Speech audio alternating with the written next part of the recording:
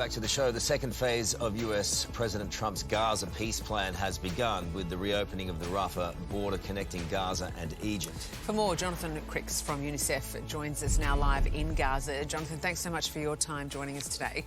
Now, that crossing we know has been closed for almost 2 years now. How was this first day received?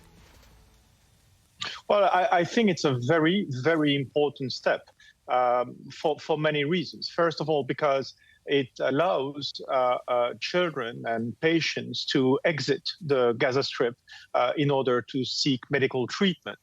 And, you know, from my time, the many times I came here into the Gaza Strip, I met with many children who were in need of this. I met, for example, a little girl, Reem, she's 6 years old, and she was hit in an explosion during the war.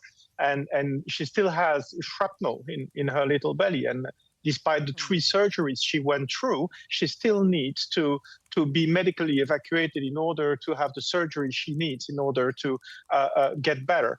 And then you also have many children who are suffering from illnesses, diseases like leukemia or cancer, or who need a heart transplant. All these things, because of the health system, which is, let's be very direct here, the health system in the Gaza Strip, it's on its knees.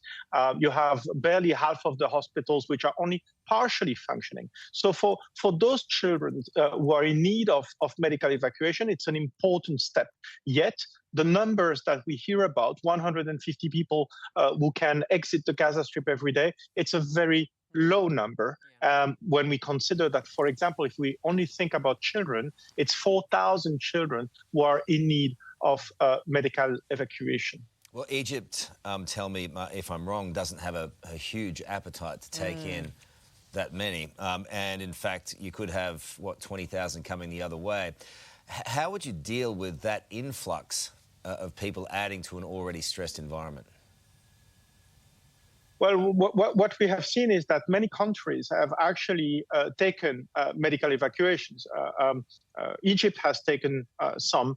Jordan has also taken medical evacuation, or patients who needed that medical evacuation. And it's been the case for several other countries too. So it's also a question of humanity and being able to support children who are definitely going to suffer and die if they are not medically evacuated. So I think that there is an important move that needs to happen there. Now, beyond the Rafah crossing point, what is also important is that the health system is reestablished in the Gaza Strip. I mean, technically, normally, these children should be treated in Gaza. There is a lot of efforts and a lot of work there. But for example, UNICEF is already working. We have implemented 12 primary healthcare centers in Gaza, where children, for example, can be treated, of course, for more benign and more less critical diseases, but it's a first step. The overall reconstruction is also what is needed here in Gaza.